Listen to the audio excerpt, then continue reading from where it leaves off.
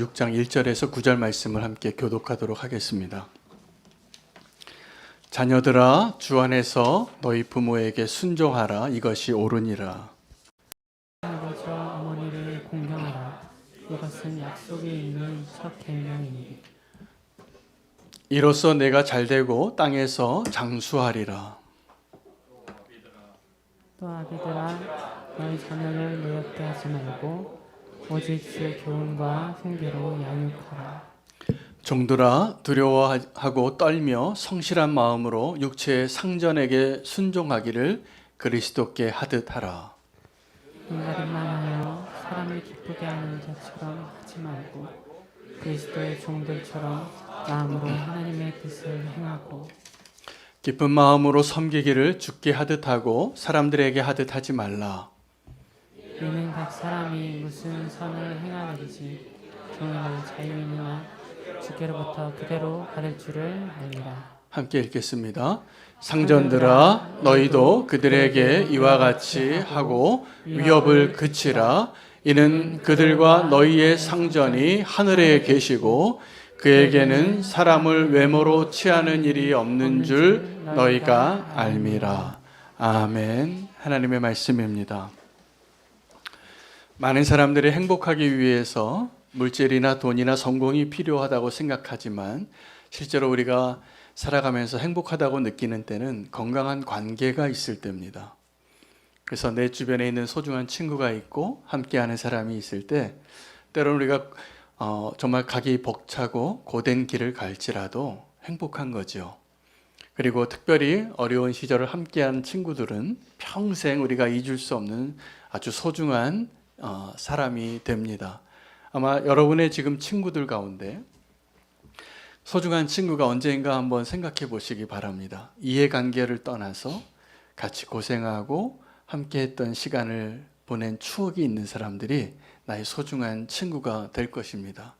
저에게도 이제 제가 성인이 돼서 제가 만나고 알게 된 아주 소중한 훌륭한 분들도 많이 있지만 정말 내가 친구라고 생각하는 사람들은 초등학교 동창이나 중고등학교 동창 또 그런 이해관계를 떠나서 같이 인생의 소중한 때를 함께했던 추억을 나눈 사람들이 친구가 되어지는 것 같습니다.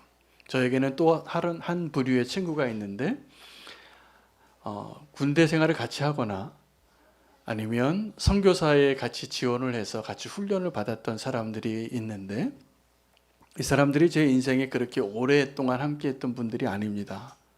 그런데 굉장히 오래 갑니다. 함께 고생했기 때문이죠. 그래서 소중한 친구를 우리가 지금도 붙잡고 그 친구가 내 곁에 있고 친구의 관계가 유지되고 있다면 그 사람은 성공한 사람이고 행복한 사람이 분명합니다. 그런데 내가 열심히 살긴 사는데 그 소중한 친구가 지금 내게 없고 뭔가 이해관계적으로 만나는 사람들이 많은 것은 우리를 그렇게 행복하게 하지 않습니다. 여러분, 오늘 본문에 바울의 메시지는 여러 관계들을 설명하는데 지난주의 메시지는 부부 관계를 설명했습니다. 오늘은 부모와 자녀의 관계 그리고 상전과 종의 관계를 설명하고 있습니다. 이게 우리가 지금 맺고 살아가는 모든 인간관계를 요약한 겁니다. 그래서 부부 관계가 있고요. 가족에서 부모와 자녀의 관계가 있고 그리고 사회에 나가서 사람들과 만날 때 상전과 종의 관계를 잘 맺을 수만 있다면 우리는 그 관계 때문에 행복하고 또 때로는 때로가 아닙니다. 굉장히 많은 경우에 우리가 가장 마음 아파하고 또 가장 행복하지 못한 이유도 바로 그 관계 때문입니다. 그런데 오늘 바울이 이 관계를, 우리 인간관계를 어떻게 맺어야 하는가를 설명하는데 성경적인 인간관계를 이렇게 요약합니다. 그 관계 사이에 늘 하나님이 있으면 우리는 건강한 관계를 맺을 수 있게 됩니다. 그러나 그 관계 가운데 하나님이 없으면 아무리 친한 친구 같아도 그 관계가 오래가지 못하고 아무리 사랑하는 사람 같아도 언젠가 헤어지고 그렇습니다. 그래서 결혼할 때도 그래서 하나님 앞에 언약하는 게 굉장히 중요한 거예요. 우리 그렇게 믿을 만한 존재가 못 돼요. 의지할 만한 존재가 못 됩니다. 모든 관계에 있어서 우리가 그 관계를 세워나가는 가장 기준이 되어지고 그 관계가 건강한 관계가 있어야 다른 관계가 가능한 것이죠. 어떤 인류학자가 아프리카에 가서 그 아이들을 그 문화를 연구하면서 한 운동회를 한번 열었답니다. 그 운동회를 열면서 아이들에게 저기 저 결승점까지 가장 먼저 도달하는 아이에게 줄 상을 소개했어요. 그들이 평소에 먹지 못하는 사탕과 과자가 그 안에 접시에 가득 담겨져 있는데 이 인류학자가 놀라운 장면을 발견합니다. 그 아이들이 달리기를 시작해서 1등이 가서 기다리는 거예요. 그리고 기다리고 다 같이 모였을 때 아이들이 한 단어를 외치고 그 과자를 같이 먹었습니다. 뭐라고 외쳤냐 하면 우분투라고 외쳤어요. 함께하는 즐거움이에요. 함께하자. 여러분 정말로 행복해지기를 원한다면 그 결승점에 있는 그 과자를 함께 나눌 수 있는 친구가 있을 때 행복한 것을 꼭 기억하시기 바랍니다. 안타깝게도 오늘 저와 여러분이 살아가고 있는 이 요즘 시대에는 우분투가 없어졌습니다. 아이들에게도 뭘 가르치냐 하면 꼭 1등 해야 돼. 너 몇 등 했니? 시험 성적은 어떻게 됐니? 너 이러다가 대학 못 간다. 너 이러다 좋은 회사에 못 들어간다. 그것을 강조해요. 그래서 그 자리에 가고 그 상급을 받았는데 행복하지 않아요. 왜요? 우리에게 우분투가 사라졌기 때문에. 여러분 성경에도 보면 함께 기뻐할 수 있는 그 기쁨을 누리는 자가 정말 행복한 겁니다. 근데 세상은 뭐라고 이야기하냐면 다른 사람의 것을 뺏어야 한다고. 뭐 뺏기까지는 안 하더라도 이렇게 줄 서다가 빨리 새치게 하는 분들이 있어요. 제가 얼마 전에도 어디에 휴양지에 가서 이렇게 티켓을 끊고 그 자리에 앉는 자리에 있는데 제 뒤에 있었던 아주 나이가 지긋이 드신 부부가 굉장히 빠르시더라고요. 그리고 그 자리에 싹 가서 앉으시는 거예요. 제 순서인데. 근데 그분이 엉겹결에 그렇게 앉고선 굉장히 본인도 쑥스러우셔서 이게 의도하지 않은 행동이 나오신 것 같아요. 갑자기. 그리고 계속 불편한, 그게 사실은 무슨 차를 타고 모노레일을 가는 그 길이었는데 같은 차에 탔어요. 새치게 하신 그분하고 저희하고. 그분이 계속 불편하고 갔어요. 보니까 그럴 행동을 하실 분이 아니신 것 같은데 자기도 모르게 그렇게 하신 것 같아요. 여러분 이게 우리의 모습입니다. 행복하기를 원해서 좀 더 많은 것을 얻길 원해서 나도 모르게 그런 본능적인 행동과 결정을 하다 보니까 우리가 우리의 관계가 다 깨어지기 시작해요. 여러분 그 경쟁 사회에서 정말 친구를 만들 수 있을까? 아마 성공의 자리에는 갈 수 있을지 모르겠지만 친구 사귀는 건 어려울 것 같아요. 도리어 그 사람을 뒤통수에서 어떻게 해서라도 그 자리를 차지하려고 하는 그런 것이 용납되어지고 그것을 잘했다고 생각하고 그렇게 해야만 살아남을 수 있다고 이야기하는 정글에서 살아가는 거죠. 오늘 성경은 정반대의 이야기를 하고 있습니다.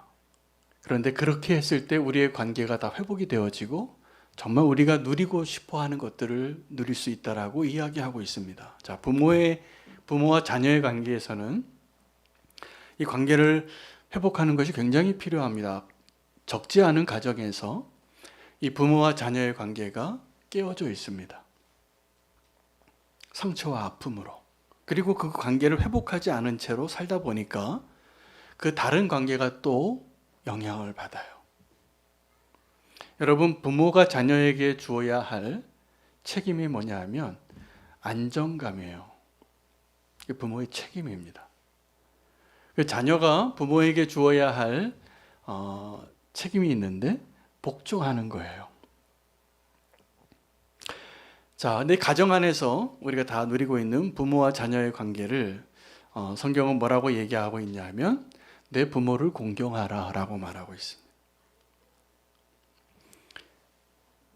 이게 왜 그렇게 명령을 했냐면 모세를 통하여 십계명에도 있는 명령입니다. 우리는 그 사람이 아무리 부모에게 잘해도 그 부모를 향한 우리의 사랑은 다 함량 미달입니다. 그래서 명령하시는 겁니다. 그래서 우리가 부모님을 사랑하고 부모님을 공경할 때 내가 하고 싶고 할 수 있다라고 생각하는 것보다 꼭 반드시 조금 더 사랑하시기 바랍니다. 더 해야 합니다. 그것을 통하여서 하나님께서 우리에게 약속하신 축복이 있는데 네가 이 땅에서 잘 되고 장수하게 되리라.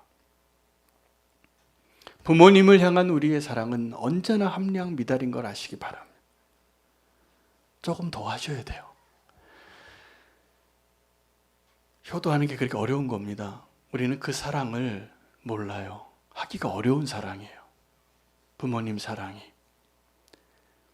그래서 우리가 그런 얘기를 하잖아요. 우리 자녀들을 향하여 네가 시집 가보면 안다. 부모 마음을 모르는 건데 자기가 부모를 대보면 아는 거예요. 절대로 모릅니다.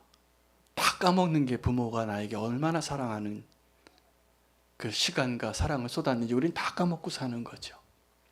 또 하나의 사랑이 있는데 자녀 사랑입니다. 자녀 사랑은 늘 우리가 조금씩 넘치고 지나치게 사랑합니다. 그 자녀 사랑을 조금 덜 하시기 바라요. 네, 그래야지 정말 자녀를 사랑하는 거예요. 왜 자녀를 그렇게 사랑할까요? 그 자녀는 자기 사랑의 확장이에요. 물이 위에서 아래로 내려가는 것처럼 자녀 사랑을 많이 하는 사람들이 많잖아요. 사실은 자기를 너무 사랑하는 거예요. 그래서 조금 덜 사랑하셔야 돼요. 그리고 맡기셔야 돼요, 하나님께. 그러면 우리 자녀들이 더 하나님이 원하시는 모습으로 잘 성장할 거라고 믿습니다.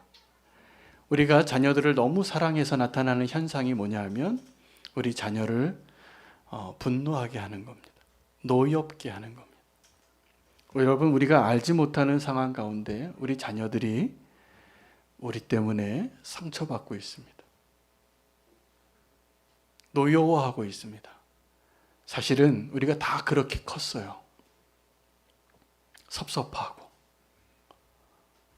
그리고 그 노여움으로 다 말하지 못하고 그 상처받은 모습으로 커서 그 보상을 어디다 하냐 하면 우리 자녀에게 하는 거예요. 나는 절대로 우리 아버지가, 우리 어머니가 나에게 했던 것처럼 그렇게 안 키울 거야.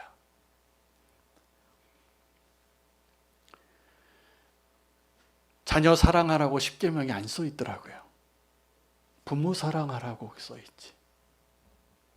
우리가 이 사랑의 밸런스를 잘 맞춰야 하는데 부모님에게는 늘 함량 미달의 사랑을 하고 있다라고 보시면 됩니다.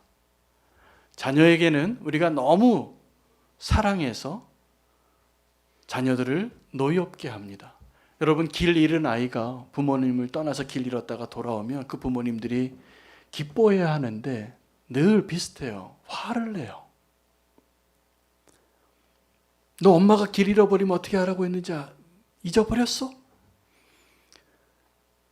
엄마가 안 보이면 꼼짝하지 말고 그 자리에 서 있으라고 했잖아. 근데 아이가 서 있을 수가 없어요. 엄마 찾아서 막 다니는 거예요. 근데 그 아이를 찾으면 엄마는 기뻐요. 얼마나 기쁜지 몰라요. 너무 사랑하는 존재니까. 그런데 너무 사랑하니까 부모들이 화를 내요. 노엽게 하는 거예요. 그래서 우리 자녀들이 뭐만 기억나냐 하면 엄마가 화냈다고, 아빠가 화냈다고. 저도 딸을 셋을 키웠는데 제가 깜짝깜짝 놀랄 때가 있어요. 다 커서 이제 성인이 됐는데 시집갈 나이가 되고 시집 갔고, 그런데 어느 날 진지하게 우리 인생을 뒤돌아보면서 저는 가족의 행복했던 시간을 이야기하려고 우리 이때 이렇게 했지, 이렇게 얘기했지, 이런 데 놀러 갔지, 그렇게 얘기했는데 우리 딸들이 아빠가 그때 화냈어. 심지어는 아빠 그때 날 때렸어. 이 얘기만 기억해요. 다른 걸 하나도 기억 안 해요. 저는 그때 같이 내가 막 해주고 놀러 가서 행복하게 해준 것만 기억이 나는데 우리 자녀는 아빠 그때 화냈잖아. 어떻게 그런 거 가지고 화낼 수가 있어. 제가 마음이 아프더라고요. 제 마음은 절대로 그런 게, 제가 왜 사랑하는 자녀에게 화를 내고 싶겠어요. 근데 화를 냈더라고요. 왜요? 너무 사랑해서요. 만약에 그 아이가 옆집 아이라면 절대로 화 안 냅니다. 그런 상황이 와도. 그래서 우리 자녀를 잘 키우는 방식은, 비결은 옆집 딸같이 키우면 됩니다. 옆집 아들같이 생각하고.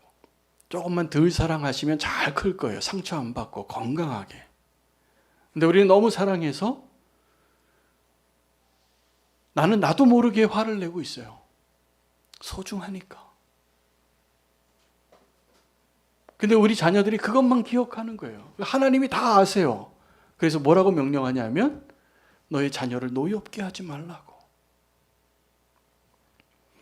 또 다른 관계가 있으니까 다른 얘기 넘어갈게요. 상전은 어떻게 대해야 하냐면, 상전이 많아요. 근데 상전을 대할 때 죽게 하듯 해야 됩니다. 죽게 하듯. 근데 사람들에게는 어떻게 하냐면 우리가 이걸 잘해요. 여러분 주변에 이렇게 아부 잘하는 사람 보면 어떻습니까? 예, 속이 편하지 않아요. 저 사람 너무 손을 비비네. 이런 마음이 들 때가 다 똑같아요. 근데 세상에서 성공하는 비결은 뭐냐면 이거 잘하는 사람이 성공합니다. 이 세상의 처세술이에요. 무슨 말이냐면 내 상전의 마음을 잘 헤아리고 그가 원하는 것을 해줄 줄 아는 사람이죠. 그런데 세상에서는 그 마음은 자기가 그렇지 않아요. 동의할 수 없고 합당하지 않은데 그래도 출세하려면 어떻게 되냐면 이걸 해야 돼요. 근데 성경은 뭐냐면 이걸 하지 말고 정말 사랑하고 존경하라는 거예요.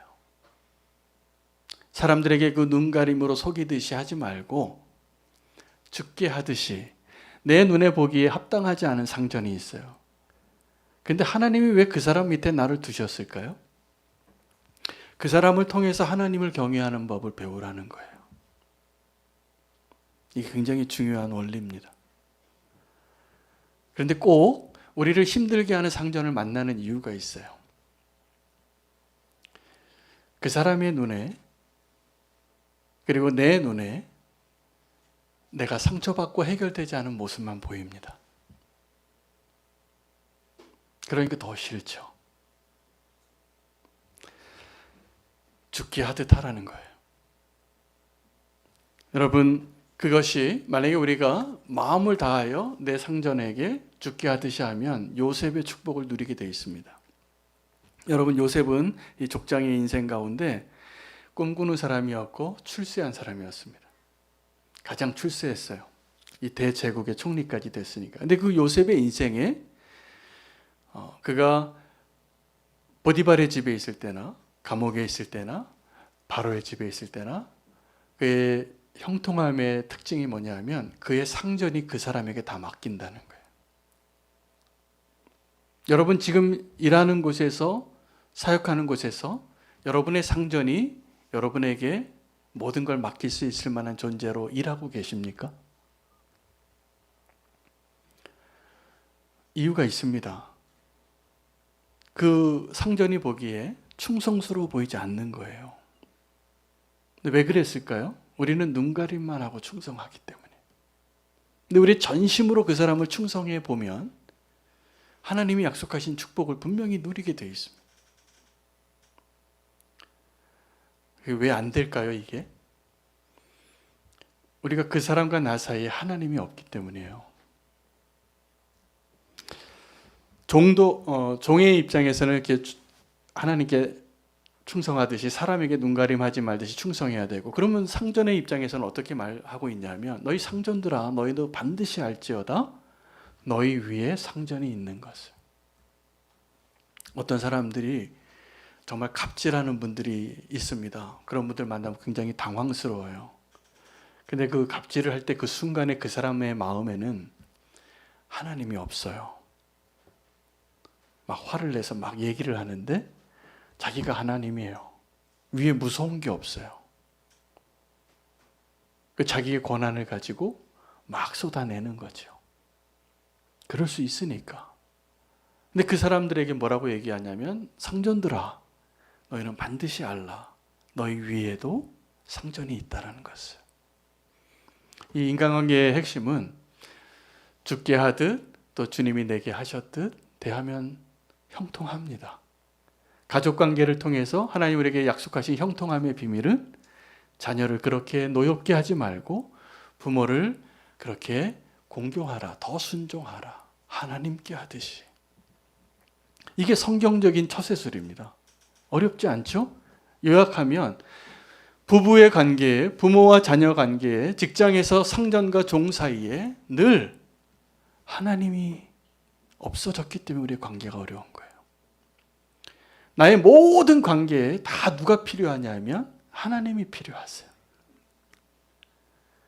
그 하나님이 없는 관계는 아마 다 지금 상처받고 왜곡되고 떠나고 무너져 있거나 깨어져 있을 겁니다. 여러분, 지금 여러분을 가장 힘들게 하는 게 무엇이냐면 깨어진 관계예요. 그런데 한 사람도 하나님과 깨어진 관계 때문에 슬퍼하지 않더라고요. 하나님과 관계에서 그 깨어진 그 부분들을 회복하게 하신 것이 십자가의 능력이에요. 죄는 결국은 그 죄의 삭스로 우리가 사망에 이르게 하지만 죄를 지을 때 우리가 이미 그 깨어진 관계 때문에 고통당하게 되어 있는 것입니다. 화해하시기 바랍니다. 그 화해하는 것이 왜 필요하냐면 정말 화해해야 하는데 그 사이에 누가 끼어들어요. 그 끼어드는 존재가 원수입니다. 여러분, 나쁜 친구와 좋은 친구가 있어서 우리 자녀들이 클 때는, 사춘기 때는 친구가 훨씬 중요하기 때문에 부모들의 공통적인 기도 제목이 있어요. 주님, 내 아들과 딸에게 좋은 친구를 붙여주세요. 새 학기에는. 그 나쁜 친구 만나면 다 어떻게 이렇게 방황하고 그 하지 말라는 거 자꾸 하게 되니까 그 친구를 잘 만나는 것도 인생의 축복이긴 합니다. 자, 그런데 그 친구가 좋은 친구가 있고 나쁜 친구가 있는데 어떤 친구의 말을 더 잘 들을까요? 나쁜 친구 말을 더 잘 듣습니다. 왜냐하면 친구라는 사이는 원래 건강하게 맺어야 할 관계를 맺지 못할 때 사이에 끼어드는 관계예요.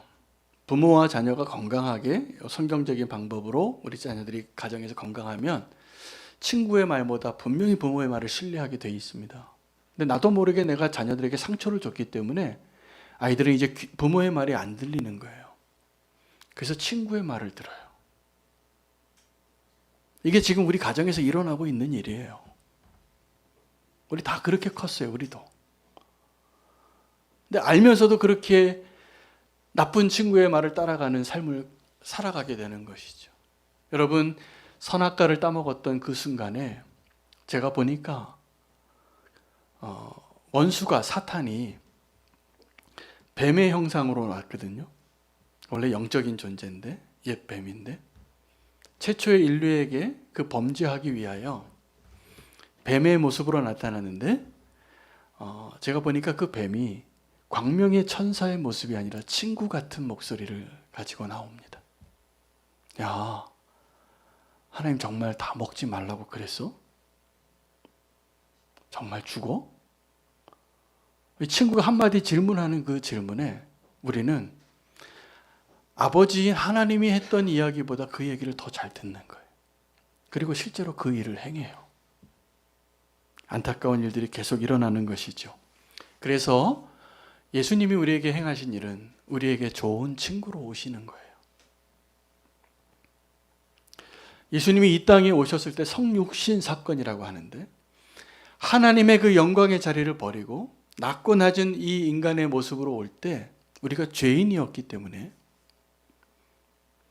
예수님이 이 땅에 사실 때 그 모습을 사복음서는 다 뭐라고 이야기하냐면, 세례 요한은 선지자의 모습으로 살았고 예수님의 삶의 라이프 스타일을 뭐라고 표현했냐면 죄인들의 친구라고 그랬습니다.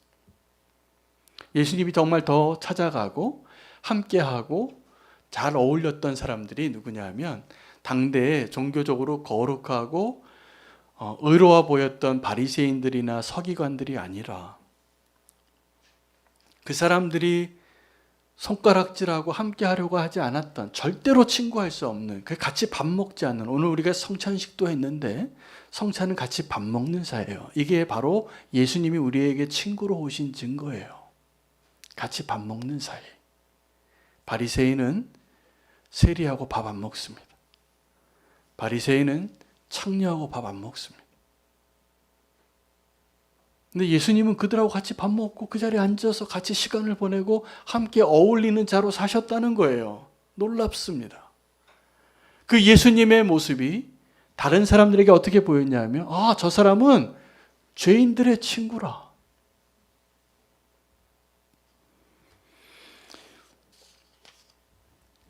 의로워 보였던 것을 자랑하고 싶었던 사람이 예수님을 만나서 이렇게 물었습니다. 나는 이렇게 11조를 잘하고 이렇게 율법을 잘 지키고 이렇게 하나님의 명령을 잘 지키는 사람인데 누가 내 친구입니까? 라고 예수님에게 물었습니다. 그때 예수님이 대답해 주신 게 선한 사마리아인 이야기의 스토리텔링이에요. 그러니까 이 선한 사마리아인의 이야기가 소개되어진 그 전 배경이 더 중요해요. 그 사람이 예수님에게 뭐라고 질문했냐면, 누가 내 친구가 될 수 있습니까? 왜요? 자기의 의로움을 자랑하려고 했기 때문에. 나만큼 의로운 사람 없다는 거죠. 그때 예수님이 그 동일한 질문에 답을 뭐라고 얘기했냐면, 그 이야기는 다 아시니까 다시 할 필요 없습니다. 누가 강도 만난 사람의 친구냐고 다시 물으신 거예요.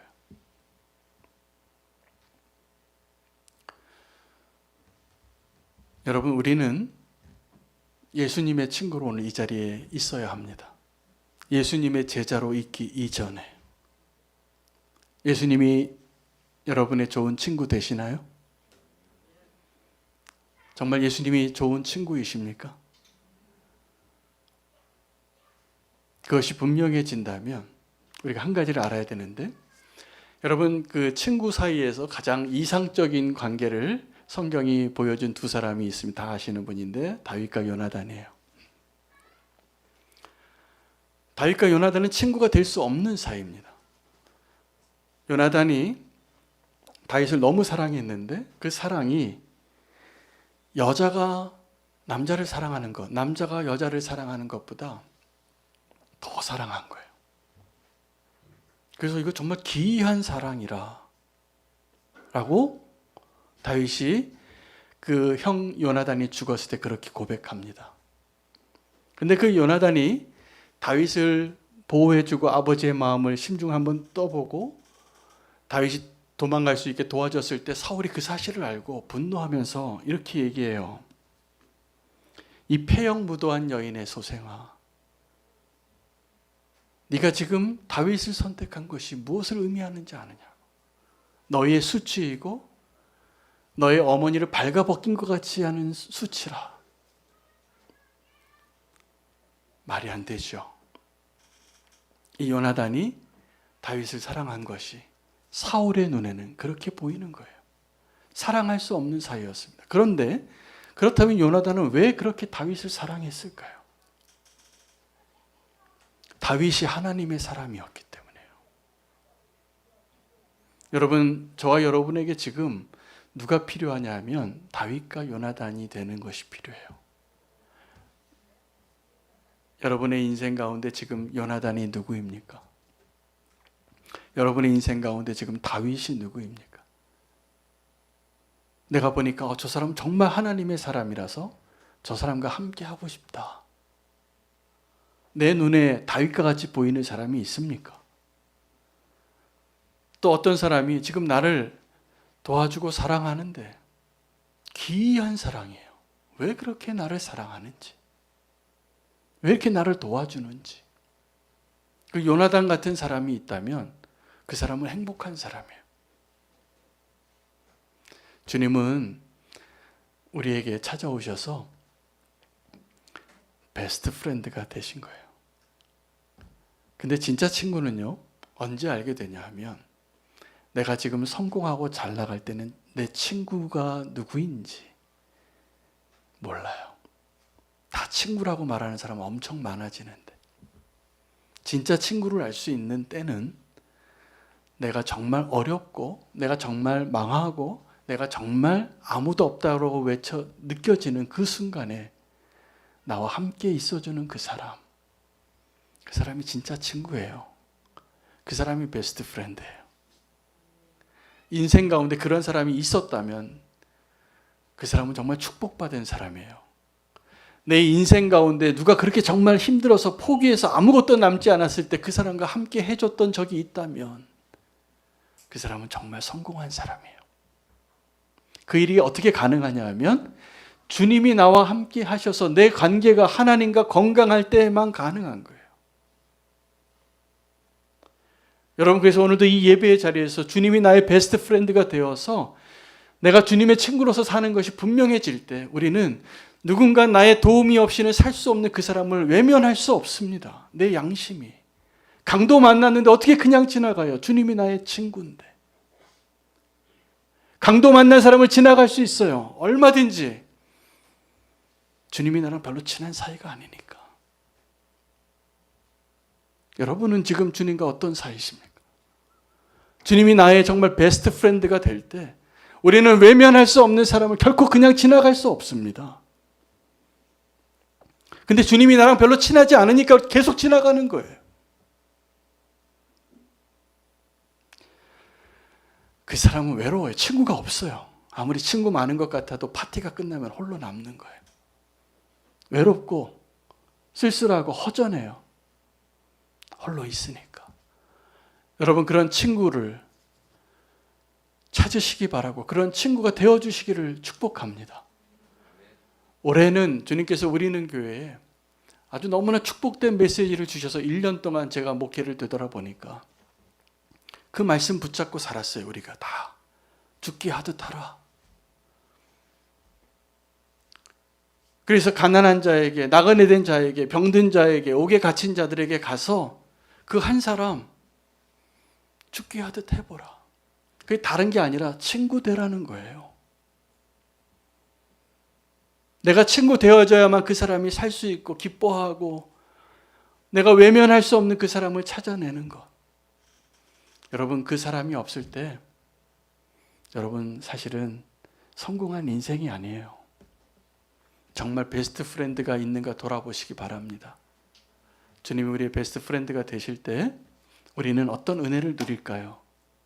그 사람이 하나님처럼 보입니다. 그 사람이 주님처럼 보입니다. 근데 주님이 우리와 상관없고 주님이 나의 베스트 프렌드가 아니라 그냥 한 100번째 친구예요.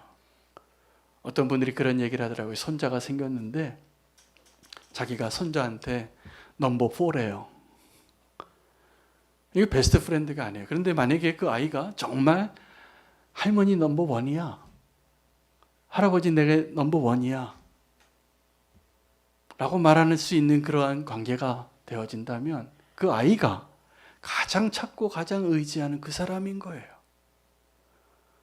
여러분, 그 베스트 프렌드를 만드는 거 어렵지 않습니다. 우리는 베스트 프렌드가 지금 성공하고 권력을 갖고 높은 자리에 있고 부유한 사람인데 베스트 프렌드가 되기를 원하지만 대부분 그런 친구는 베스트 프렌드 아닙니다.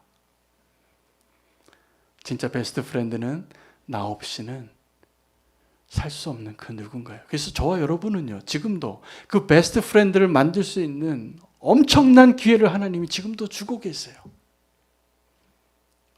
그 친구 많이 사귀시기 바랍니다. 그때 여러분이 이 땅을 떠나는 때 그 장례식장에 와서 눈물 흘릴 수 있는 그 사람들이 바로 그 사람들이에요. 그 은혜가 저와 여러분에게 있기를 축복합니다. 우리에게 찾아오신 좋은 친구 되신 예수님께서 우리가 그 친구 사귈 수 있도록 축복해 주시고 힘 주실 것이라 믿습니다. 함께 결단하며 나아가겠습니다. 나의 힘이 되어 주신 여호와여,